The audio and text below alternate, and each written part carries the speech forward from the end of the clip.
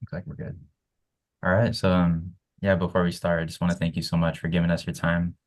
Huge, Sure. huge deal. This is very important for us. And all of us here and kind of have a brief knowledge about what you've done in the sneaker industry. But before we do that, we're gonna go ahead and just kind of introduce ourselves. So I'll go ahead and pass it to Serena first. So go ahead and just give a short intro. All right. Hello, my name's Rena Hong. I'm a junior at Cal State Long Beach as an industrial designer, and we're all working on a project together. And then it would be really nice to interview you. And we're really looking forward to it. Hello, my name is Miles Harvey. I'm also a junior in the Industrial Design Department at Cal State Long Beach. Hello, my name is Joseph. I too am a junior in the industrial design program at Cal State Long Beach, and I'm interested in being in the footwear industry or sports science industry. Yeah, along the same lines as them, still in the industrial program. I'm 23, grew up in San Diego, interested in sneaker industry. I play volleyball, big on faith and family. I am Suleiman. I'm also a junior in industrial design program, and my main interest is in footwear. So it's an honor to be speaking with you and learning from you. Right on. I appreciate you guys. Where's everybody else from? So Jacob, you're from San Diego. Where's everyone else? I'm from Torrance. It's in yeah, it's more towards Yeah, Redondo Beach. yeah. I went to Art Center, so I've been just down there for a long Oh, time. cool. I'm from Lancaster. It's a little northeast of Long Beach, like Lancaster, Hmm. Palmdale area. Okay. And I'm from Inglewood, very, very close to the Forum at SoFi Stadium. Yep. And I live in Rancho Cucamonga. Okay. So everybody's Southern Cal. But, Yes. Right on. Aaron, if you can Cool. give us just kind of a short, brief intro of you and what your past is like and the experience and what you're working on right now. Sure. Yeah. Yeah. Like I said, I was industrial design at Art Center College of Design, and when I was in high school, I, was one of those kids that was just sketching and doodling all the time. And so ended up finding Art Center through a counselor that came to our school, and then made that my goal was to go there and graduate from there. And at the time, didn't really know what part of design I wanted to get into, and so kind of took a bunch of different classes and product design. I did automotive design for quite a while, and then when we had to make my final decision, I chose product design. Uh, And then one of my goals while I was there was to do two internships. So I did an internship at IDEO and also got an internship at Nike. I was actually the first design intern at Nike way back, way back in the day in '94. And another goal I had was to get a job offer before graduating, and ended up getting job offers for both internships. And chose Nike because of my passion for sport, athletics, and just general, just general movement, really, human performance. And yeah, so I ended up taking that job and spent 25 years building a career there. And then the last 8 years, I was in an innovation team and started diving into what Nike could be doing beyond footwear and apparel. This was kind of started in 2014, is when I kind of started this whole strategy for them. And kind of got to know more about, a lot of what's happening. We can do a lot to add to our performance on top of our body, augmentation that we use for sports. But there's, far more we can do underneath our skin to improve our performance. So I started digging into that, and now it's become a personal passion as well. And I left Nike and went to a health technology company for 2 years. And during that time, I was also involved in footwear. And about a year and a half ago, a company reached out to me, basketball brand out of China called EQLZ, and that they're one of my clients now. And um, So I just recently did a basketball shoe for them, or been recently did a basketball shoe. Another one is dropping next month, and so yeah, working on developing their brand, and then a number of other clients in the footwear space, and yeah, just enjoying yeah, designing product services experiences both for on top of the skin, and still got some clients for products and services and experiences for underneath our skin. So try to be holistic about it. All right, cool. So I'm sure we'll learn a lot more about you as we go on with the interview. I just want to make sure that each of us gets our, equal time with certain questions. So I'm going to go ahead and pass it to Serena, and we'll go ahead and take it from there. All right. Sure. Thank you, Jacob. So, I just had like a couple questions. What are some common mistakes you see young designers make when starting out, and how can they avoid them? Uh, just generally designers in general, um, Maybe more specifically, like, specific to footwear. yeah, footwear, yeah. Oh, okay. Um, Common mistakes. Well, I mean, one right now that seems to be going on is, with AI, um, you know, thinking that, I mean, to me, AI is just a tool, just like Photoshop or Illustrator. You can help you visualize what's in your head, but at the end of the day, what makes your design special is you. So a company, well, the world, I'm at a bigger scale, but the world should be caring more about what you have to offer versus, what your thoughts are being pushed through another, through AI, and what comes out the other side. It's more about what do you have and what's your creativity, and that's what a company is looking for. So the whole goal in life, I think, and then also, as you're working, is to find you, like pursue who you are and to be true to you.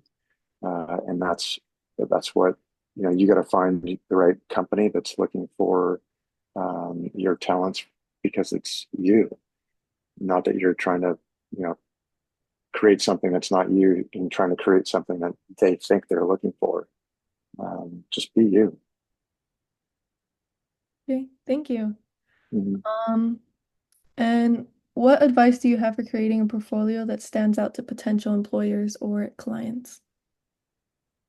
Um, just delivering the whole story, the whole process. So again, I think the first thing is to show again who you are, and what you're bringing to the table, both maybe more so from like a just generally speaking, what kind of inspires you from a design standpoint, and then whatever project it is you're working on, what are the inputs, what are the inspirations that you're finding that will drive that particular project, and and then being specific to who that population is that you're trying to serve. Because at the end of the day, good design is all about empathy. Mhm. Uh, you know, what we have to put into it is important, uh, and then but you're doing that in to try and get to a place where that end population is inspired and enabled, to be a better version of themselves. Um, and that's where good design kind of, I think, meets is the that perfect marriage of style and performance, art and science, whatever you want to call it. But it's that symbiotic relationship. And right now, I think a big issue with design is that a lot of people are starting, it's becoming an overused word, where design is starting to be kind of separated into more of a styling definition as opposed to that equal level of performance, because that is good design, is form following function. Um, so so showing that whole story of that whole process of who you are, who is the population you're trying to serve, um, how are you, what are the solutions that you're putting on the table that speak to them, that are empathetic to them, and yeah, and then all the way through to I mean, you guys are learning that whole design process, so trying to package that into uh, you know a few pages, so it's something that can be quickly digested without giving too much information. Portfolios should also be something that leads to a bigger conversation. So, packing it all in isn't always the best thing to do. Okay, thank you. And this question is just more for like myself, well, maybe for others too, just because I realize I struggle with this a lot. But how do you handle creative blocks or moments where you just feel uninspired? Um, Personally, a couple of things. I try to get out, meaning outside, like go out in nature, go out and do something uh, more kind of experientially based. I do a lot of working out and fitness, so that helps kind of clear the mind. They say that one of the reasons why people come up with ideas in the shower is because you're just kind of focused on being in the shower, and there's everything else kind of tends to fade away for some reason. So that's when your mind tends to kind of open up. So whatever it is that helps you get in a place that um, where distractions are lowered. That's one way to do it. Another one is I'll just go down rabbit holes. I mean, it's funny. Um, AI is just a generative tool that if whoever builds that AI engine has been putting all that information in, and so that AI is only as good as the information in, and that's no different than us, right? So our own personal, I call it augmented intelligence. So our augmented intelligence is based on what we soak up around us. So whether you go do something that you haven't done before, whether you Google things that you haven't learned about, and just I'll sometimes have an idea, Google it, and then just click on images, and I'll just look through, and something will catch my eye. I'll click on that. That sometimes leads me down a different rabbit hole, and I just kind of just start exploring. So yeah, I think just trying to get outside of your comfort zone, trying to get outside of what you typically do, um, and yeah, either open up to new experiences or get out into a space where it just helps to clear your mind. Okay, thank you. I don't know if that helps. Yeah, it helps a lot. Appreciate it. All right, we'll go ahead and pass it on to Miles for Miles's portion of questions. So my first question is, do you consider or incorporate like sustainability in most of your designs? Uh, yes, considered is the word I prefer. And I'm always trying to consider everything. I like to think that I consider the millimeters, and that for me the millimeters matter, and um, whether it's geometry or material. So those decisions that you make about that form are important, and so I sustainability is a strange one. I mean, the impact that something has can be considered in many different ways, and so that's why I think just being considerate about what you're designing, and not just designing it for the sake of certainly not for the sake of style or for a trend or a fad. Most of the time, what we're working on, there's like footwear. We don't necessarily need more shoes in the world. We need better shoes. We need to continue pushing the boundaries of what's possible. Um, so always considering that, and considering the materials that you're putting in.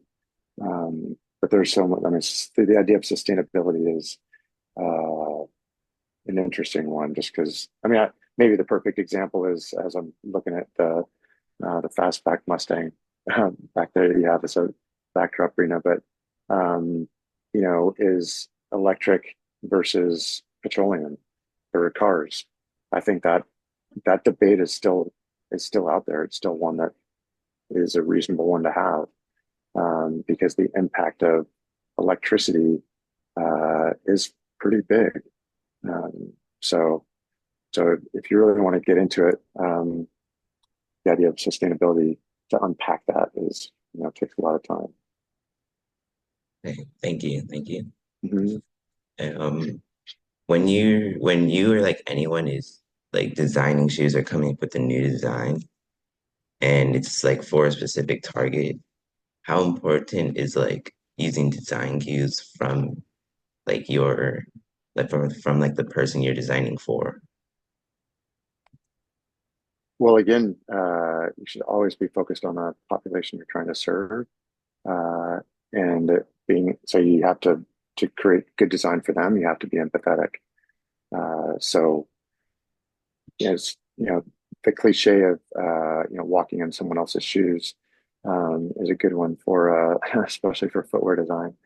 But that's I mean you have to consider you the best designs come from being a part of that population, and empathy is at the root of that. So I honestly don't know how.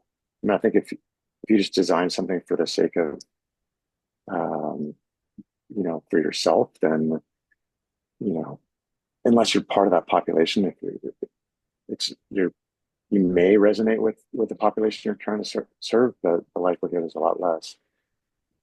So finding ways to be empathetic, I find my personal enjoyment comes from experiential design. So I'm actually like getting in and being a part of trying to understand that population with them and doing as they do, and living the life as I'm designing for them. So if you're designing a running shoe, you don't have to be a runner, you don't have to be an Olympic runner, but getting out there and running and trying to understand what is it that makes them so passionate. Join a run club, be of the community. I think it's important. Thank you. Mhm. And my last question is like in a portfolio, is showing your process in designing a shoe as important as just like having the final result shown first? I personally think it's the most important. The process and how you think is the most important piece. Well, who you are and what you're about is important. Uh, and then equally important is the process and how you design and your thinking, your thought process. Um, I mean, I can look at portfolios and, especially student portfolios, you could have a teacher that, I don't necessarily, you can see sometimes, if you have a few different concepts and you decide to take one concept and further into the final iteration, final design, I may have, if I were your teacher, I may have taken a different concept and pushed you into that down that road. So I don't think the final design is, especially as a student portfolio, is as critical. Um, but that's just me. I always look at thought process, who someone is that um, and thought process. Okay, thank you. Thank you for that Yeah. information. Also, just what makes you stand out. If I'm building a team, I want to build a team of diverse experiences, um, and so what makes you unique from someone else is important. Um, if you grew, if you lived in a foreign country, for part of your life, how does that influence who you are? What I mean, you're all young, so what have you done in your young life that is unique and different than everyone else? Um, you know, like whatever that might be.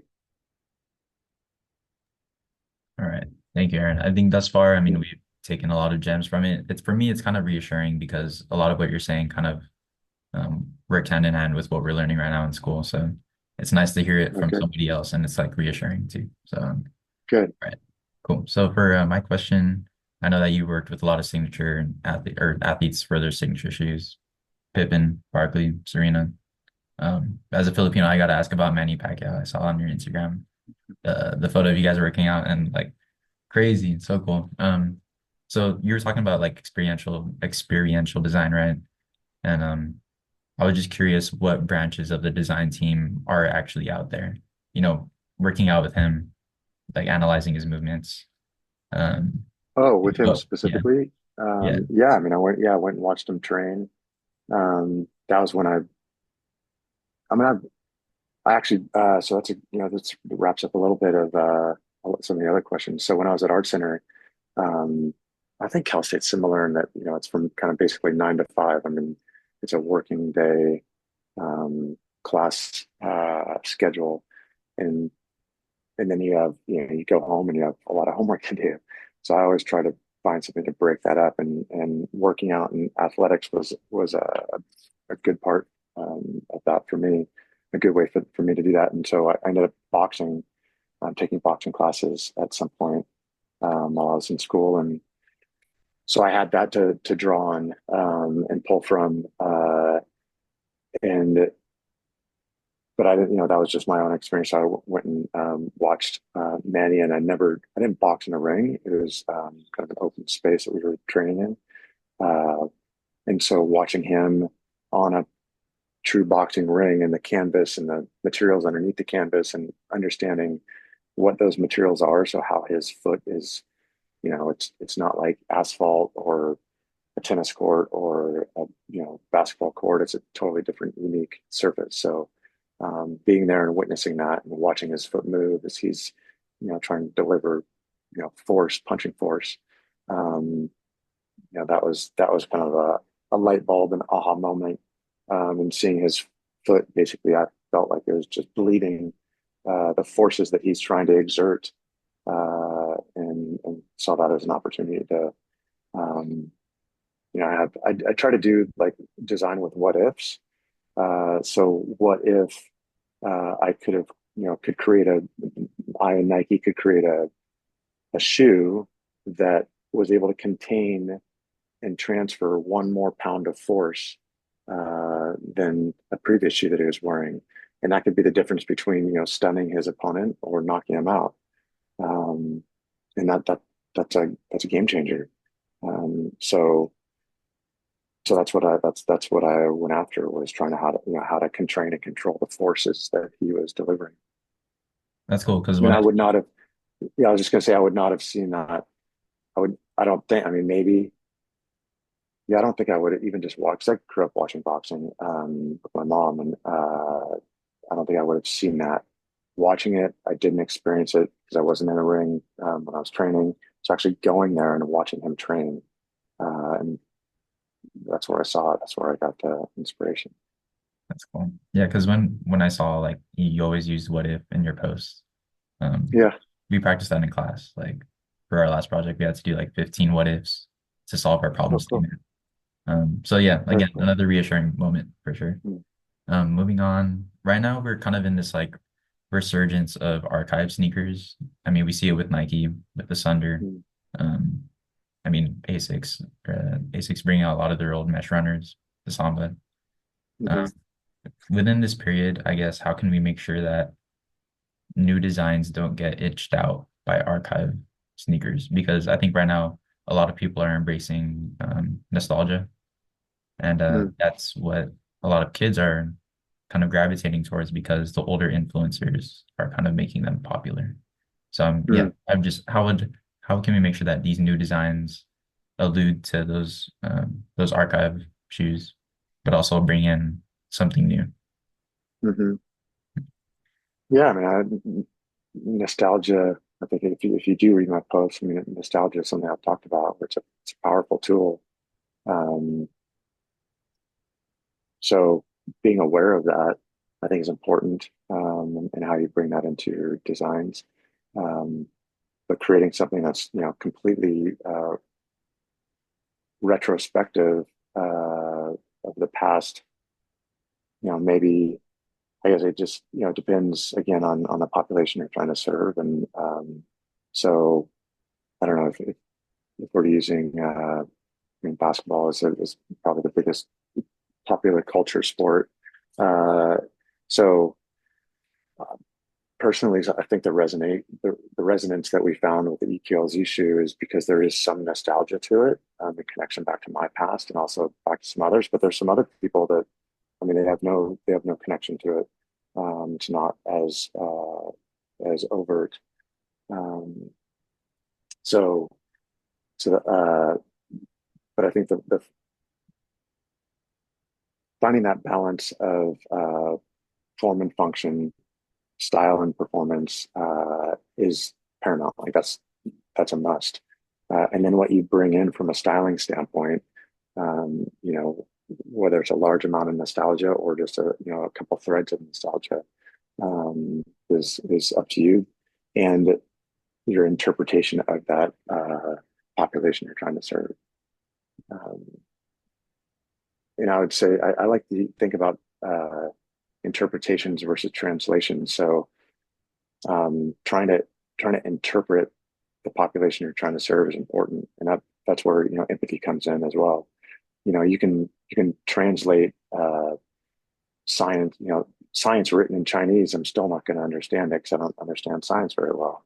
But if somebody interprets that for me, if they interpret the science so that they're also teaching me, they tell me what it says, but then they teach me what it means, and especially through if they know me well enough and empathetic to me and my way of learning, then there's a better chance that it will resonate with me.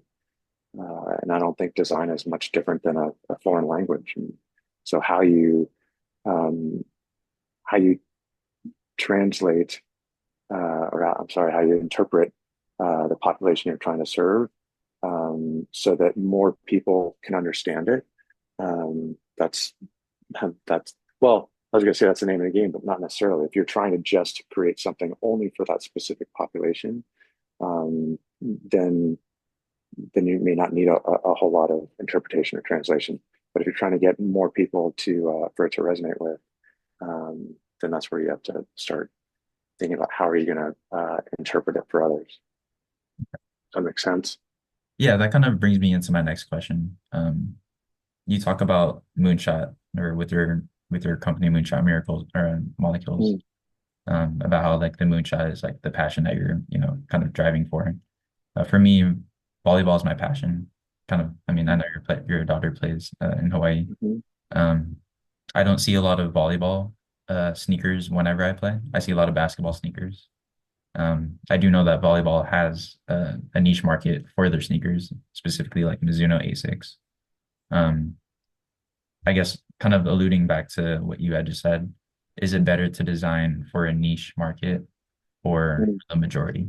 Because I think that because the reason why basketball sneakers are prevalent in volleyball is because it's inclusive of the movement that is in volleyball. But that I guess that kind of just counters like it should be designed for volleyball players specifically, or kind of like an inclusive like multi-sport type of direction. Yeah, I mean, if you're volleyball is an interesting one. I would say, well, yes, you should be designing for the sport. Um, well, if you're if you're trying to build a volleyball brand, yes, you should be designing for that specific sport movement. The additional challenge is how to build culture around that. How do you build popularity, and culture? And culture is something like that's what resonates with the community. Communities are built around culture, and culture has moments in time. They have artifacts. They have languages. They have like it's all part of that community and part of that culture. So that's what is missing from volleyball in the U.S. Hopefully it'll change with a couple, with League One volleyball starting up and trying to get traction with women's volleyball, and there's men's volleyball is starting to pick up in more cities, more high schools. Um, so until the sport becomes popular culture, it'll be difficult to get a shoe to resonate in the popular culture, and that's why basketball continues to be the driving force behind footwear on the court, Totally. because it does, yeah, from a performance standpoint, it definitely checks a lot of boxes. But I would argue that there's some that either don't get checked or are checked that you don't need. That's still a different sport for sure. Totally. All right. Thank you. And you Those also are need, a bunch of sorry, good. I was also gonna say, community and culture also has uh, uh, personalities. You could talk like so. Maybe one of the biggest, uh, that it could be anything like culture of wine, culture of cigars, culture of holidays. Even Christmas as a culture is a you know it, Christianity has is a massive community, and they have different experiences, different moments. Christmas being one of them, and you have Santa Claus. Like it's like he's got a black boot. Like it's his signature shoe. Like there's you can use a lot of analogies for those. But at the end of the day, that's what it comes down to is community and culture. And then what are those artifacts that you're creating, artifacts and experiences that you're creating that people can buy into? And that's how you develop a brand.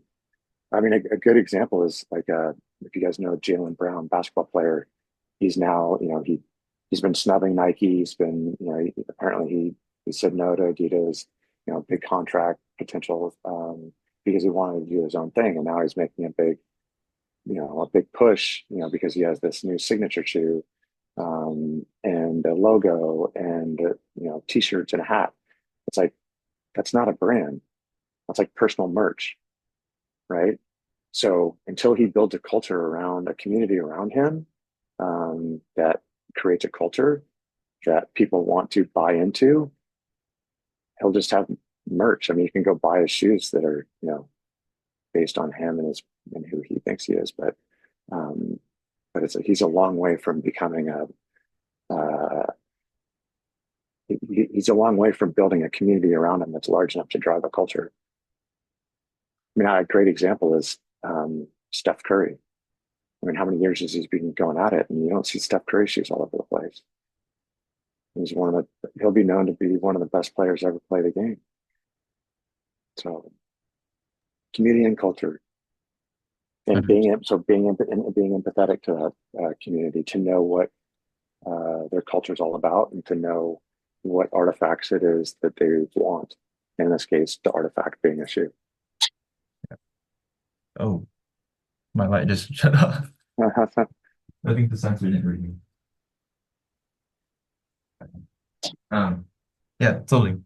Thank you so much. I want to go ahead Yeah, and get to Sule and yes, Joseph. Sulaya. Yeah.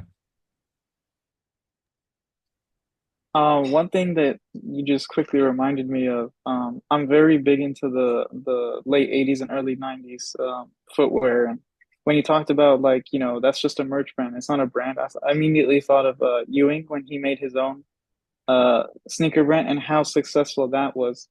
When he made it initially, and then it kind of died out, as he, became older. But um, I guess like one thing I was also thinking about is, do you think it also has to do with the brand you are attached to, like previously? Because Ewing, he was attached to Adidas, and they had like a signature sneaker for him. And also, I think the culture has changed when it comes to that because back then, we didn't have the internet. A lot of like American culture was still very specific to where you lived.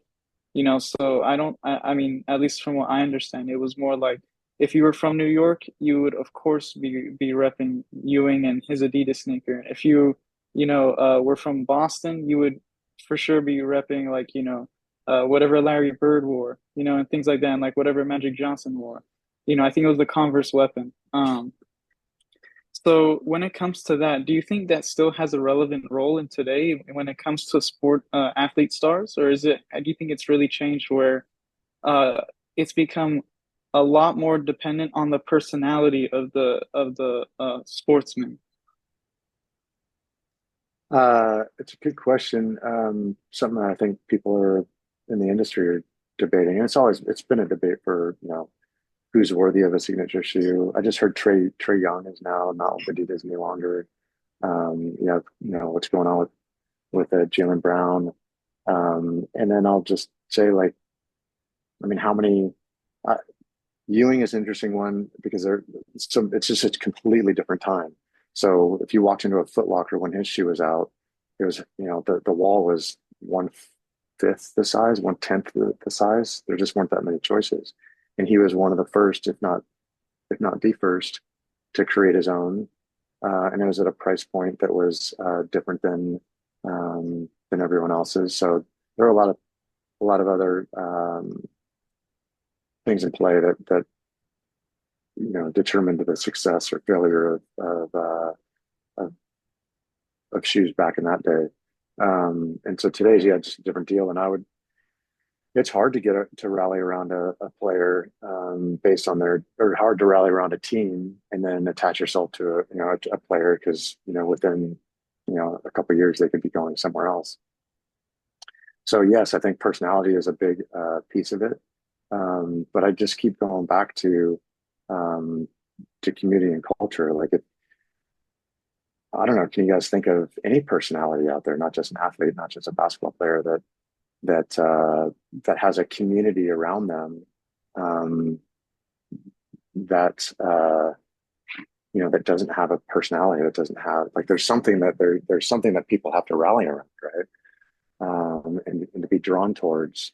I mean, like maybe the most popular now today, Taylor Swift, like.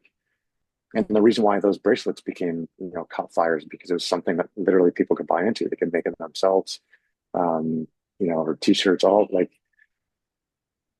So, so yeah, it comes down to building that community, creating that culture around them, and then giving them things to buy into, to represent. I mean, a T-shirt is a great example. I mean, you guys probably have a favorite T-shirt in your closet, in your drawer, for a particular reason, because it represents something of who you want to show the world. Like you put that T-shirt on, go out into the world because you want people to know that's what you're about. Um, and I say it a lot in my Instagram about it's the stories that matter. So that's what it's like. The community that you're trying to serve and trying to build, the culture that you're trying to build with them, or try to and they if you're trying to serve a community that's already been built and they already have a culture, your job is to help them continue to build that culture, and then create artifacts that help to do that. And then what are the stories coming from that community, coming about that culture, that you can put into your product that then broaden it and attract other people? That's where the nostalgia piece can come in. You know, you have to be a little careful that you don't, put too much of someone else, of something else in, that then kind of leaves the halo of that community culture, and becomes something else. Um, and you can see that in, I mean, footwear is an interesting one because there's so many of them, and they're redesigned so often. And you can see, when Jordan is probably the best example, like some of the best selling Jordan shoes were the best selling Jordan shoes because of everything that was going around. It was the story that was happening around him. It wasn't, I mean, yes, part of it is the design. But I'll give you a perfect example. The Jordan 11, which is probably the most coveted shoe on the planet now, or in the industry. Foot Locker said they wouldn't buy a single pair. Not interested. Terrible. Worst shoe we've ever seen. Until you redesign it, we're not buying a single pair. Think about that. I was out in the marketplace showing it to basketball players, going to Rucker Park, going to Venice Beach. I mean, epicenters of sport, of hoop. And people are like, "Oh my God, that's the worst thing I've ever seen." There's no way you're going to sell that. Other things happened within that time frame that changed history, to what it is today. But Boys to Men wearing it for the Grammys.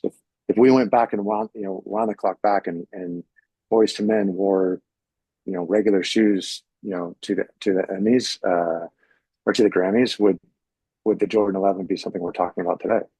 Maybe not. So Thank you. And earlier you talked about, when you were a student, and you talked about one of your goals as a student was to get a job. before you graduate, or like have something lined up. That's also a goal that I have. And even though time has changed, do you have any advice on like the best way to go about that? Because one thing I've learned is you need to have like they expect some kind of experience, and that experience is usually in an apprenticeship or an internship. So what's the best way to go from an internship straight into a job? Turn the lights on and turn them off, meaning get there before anybody else does, crush it at what you're doing, build into something that they will fear the day when you're leaving because you're adding so much, you're contributing so much. Hopefully it's a paid internship, but maybe even better if it's free, like they're getting, free work from you and you're adding so much impact that when you leave, they're going to be in trouble. It's going to hurt. So turn the lights on in the morning and turn them off at night and drop stuff on people's desk that when they wake up in the morning, like that's what I did at Nike. I worked late hours, doing things for other designers, whether colorways, design sketches, whatever, just so that when they showed up in the morning, I was like a little elf had stopped, dropped something off. That their day was already started before they walked in. Like that's just be an asset while you're in that internship that they will fear the day when you leave. Thank you. That's definitely motivating because it's definitely a scary thing to it's very intimidating because you see all these things of how hard it is to get into the industry and things like that. And I guess that leads Mm. into my last question. So when it comes to getting an internship, um, like one thing I've learned is like a lot of people they go uh through Pencil Academy, and because Pencil Academy has a lot of connections, they get in through there. At least at Long Beach, we don't have those connections. So what do you think is the best way for us to want to get an internship at a footwear company? Um, I mean, I'm all about cold calls and reaching out and making connections and a network. Um, I've come to believe that we're not, 7 degrees separated from each other, or more like, maybe three. It'll just, you know, it could, it just might take you a lifetime to figure out who those three people are between you and who you want to talk with. So figuring out how to get that done in a short amount of time, um, you know, whether it's Instagram, I mean, you'd be surprised. Like, I mean, look, I don't know how many people you're interviewing. I don't know how many others accepted calls. I don't know how many of your classmates. I do mentorship is a big passion of mine and something is important to me. So I do it. Not everybody's like that, but you just never know. Like, if there's, find out, if your favorite brand is, I don't know, Hoka, and they do internships, then find out on LinkedIn, find out on Instagram, like who are the designers there, who are the creative directors there, and just start messaging them and say, hey, I don't who you are, like be short and be direct, and then give them something to either think about or give them something to respond to. Um, whether it's a little sketch or something, I don't know. But yeah, my internship at Nike, that was the first intern. And Art Center told me don't bother. They don't do internships. That just, if you ask my parents when I was growing up how to get me to do something and tell me not to do it. Like that's a challenge for me. And I wanted to be the first. And so uh, I went to the Nike store, the Nike town in Portland. I got a brochure that I still actually have.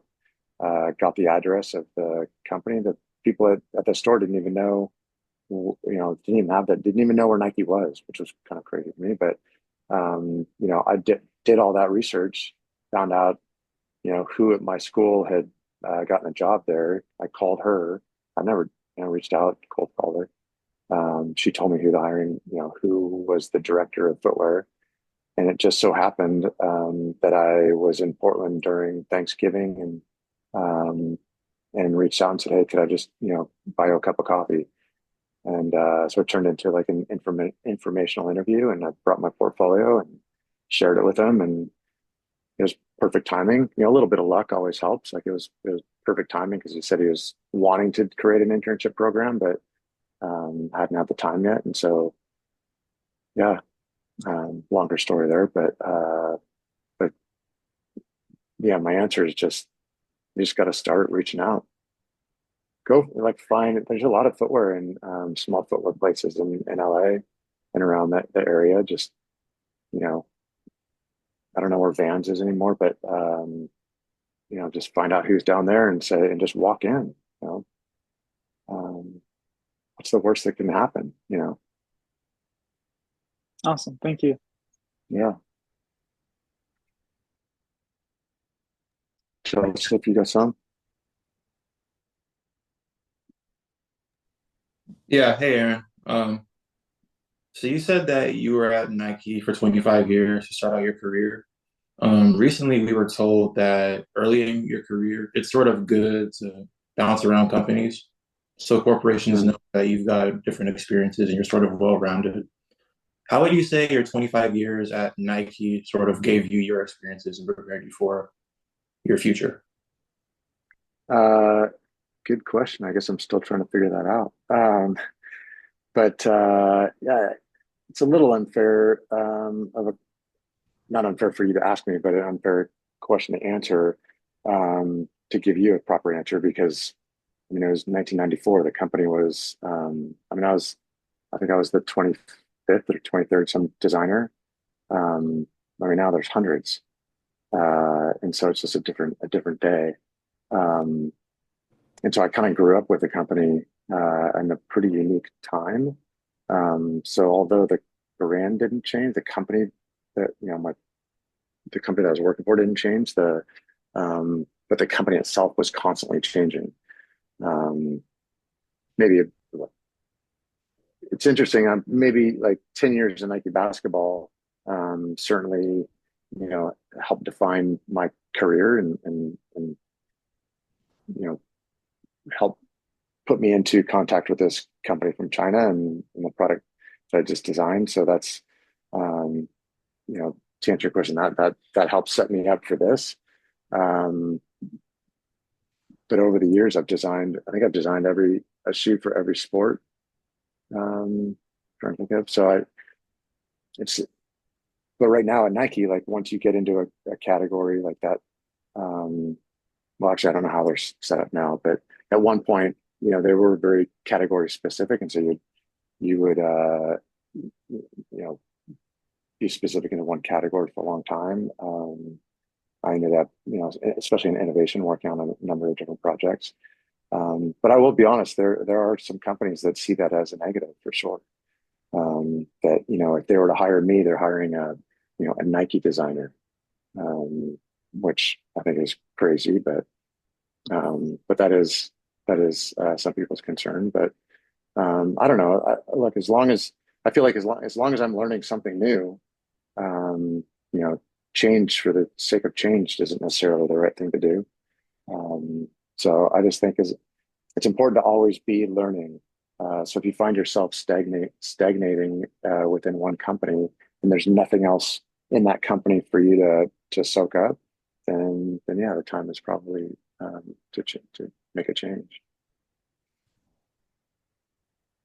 Got you. My next question, where do you see the footwear industry or industrial design as a whole in the next 5 to 10 years? Yeah, I saw that on the email that you guys sent, Jacob sent. Yeah, nobody's got a crystal ball, but I don't know. Like if we wound the clock back 5 years today, and you ask that question, I mean, what has changed in 5 years? Not a whole lot, right? Um, I mean, I'll give you an interesting example. I don't know if it answers the question exactly, but do you guys know how old the brands On and Hoka are? How long have they been around? When did they first start selling a shoe at retail? And .com really wasn't a thing back then, but which I just gave away part of the answer, or gave you a clue. So yeah, when did they start first selling a shoe at retail? I only noticed them maybe 2 years ago. Yeah, Yeah, and I just started paying yeah, attention on because I think Sweden was their sponsor in the Olympics.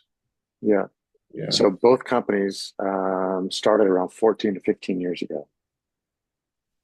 And if I and you can now they're starting to show some of the shoes from those days, but you could probably Google it and find out. But I saw so I bought on I'm sorry, I bought Hoka when you could only buy it on a in a store in Boulder, Colorado, or online.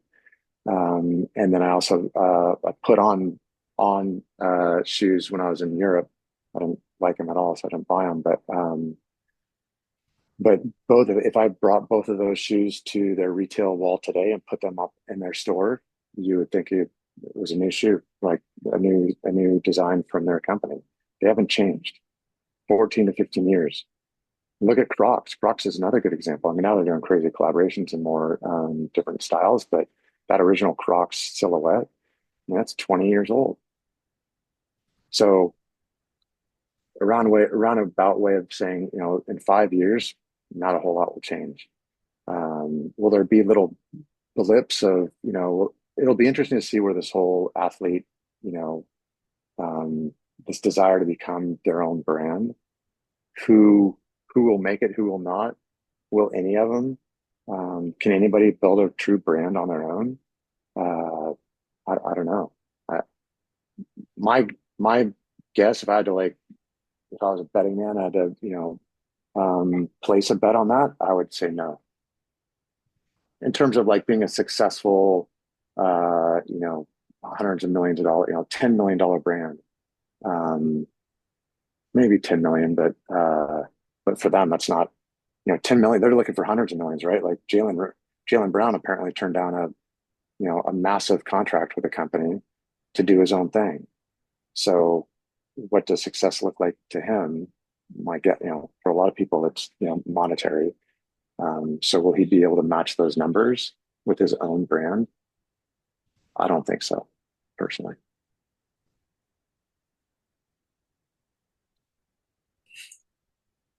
Oh, Curry Brand, Darren Fox. Very cool.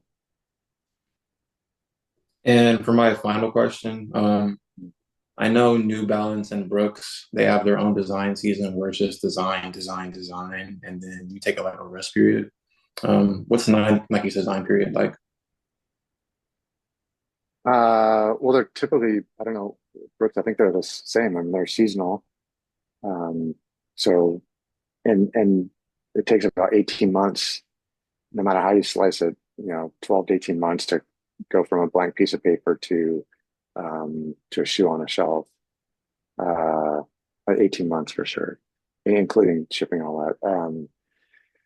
So so there's overlap there, because typically when it's off your design desk, then it's into development, and you're only doing revisions, and it's a lighter workload, so you're on to the next season. But typically there's 3 or 4 seasons in a year, so it's by quarter.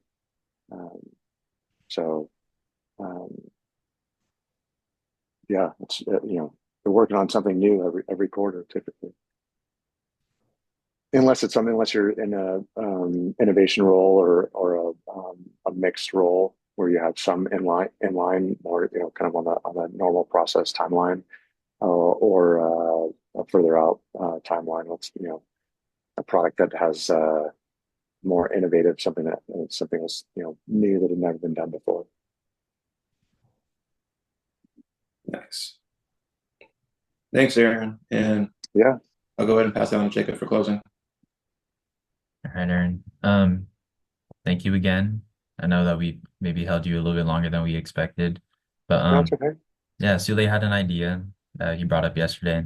We were looking at, EQLZ and like the work that you've been doing with them. And we were thinking of doing some concept sketches, and maybe we can reconnect with you through LinkedIn or through email, and we could send you those sketches just for fun to show you, what we've been working on. Would that be okay? Would that be cool? Yeah, for sure. Yeah, email is best. yeah, that'd be the best. Just like a group email. Okay, sounds good. Yeah, I'd be And then in happy that to. group email, we'll drop our LinkedIn if you would like to connect there too. But we Okay, wanted to end with a group photo, if that's cool. sure. Sick. Okay, cool. So I'm gonna go ahead and pull up this. All right, brush your hair, guys. Okay. All right, ready? One, two.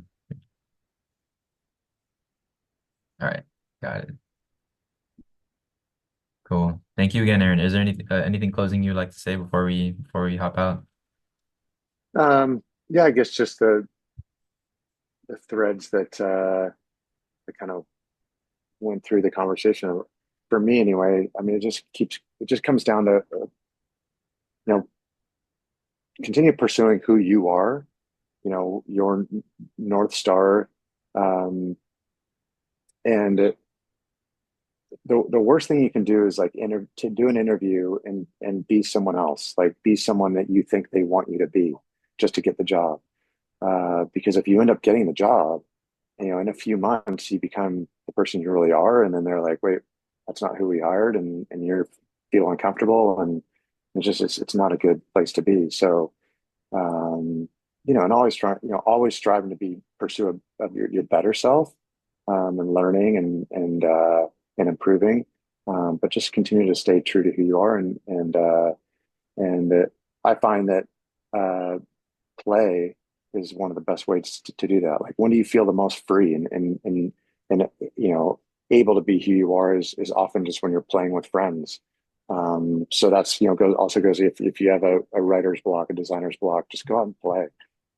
Just get out of your space, out of your own head, and just go have fun, go play, do what do what gives you energy. And just like you have your own community and your own culture within that, of that community, whether it's faith, sports, family, hobbies that do, whatever those communities are, that's essentially what you're trying to do when you're designing is to help someone else continue to build their community, help build them culture, and then what you're designing is typically an artifact of that culture and for that community. And so to be able to do that, you have to get empathetic, and think about that. If somebody were to come into your community, um, how would they do it? You want to be sensitive to walking into the community. You want to just ask a lot of questions, um, do a lot of listening, not a whole lot of talking at first, because you're just trying to soak it all up, right? And that's what design's all about. And so when your design resonates within that culture, it's because you've connected with that, or within that community, it's because you've connected with that culture and you've helped um, share their story with the rest of the world. So it sounds simple to say. It's obviously a lot more difficult to do, but at the end of the day, it's all about empathy. Awesome. That's a big gem right there. Thank you so much. Yeah, sure. Yeah, I you appreciate you appreciate the guys. time. Yes, Yeah, definitely a blessing. good luck, and yeah, stay connected. Yeah, and best if you guys do reach out, email is always best. I mean, the LinkedIn, I get the response. I have to go in there, and I end up doing the same typing. It's just less steps. So yeah, hit me up whenever. Sounds good. Thank you, Aaron. Appreciate it. Okay. Have a All good Thank right. you. Thank All Thank you. right. See you. you Nice guys. meeting you. All right. Nice to meet you all. Thank you. Bye See bye. ya.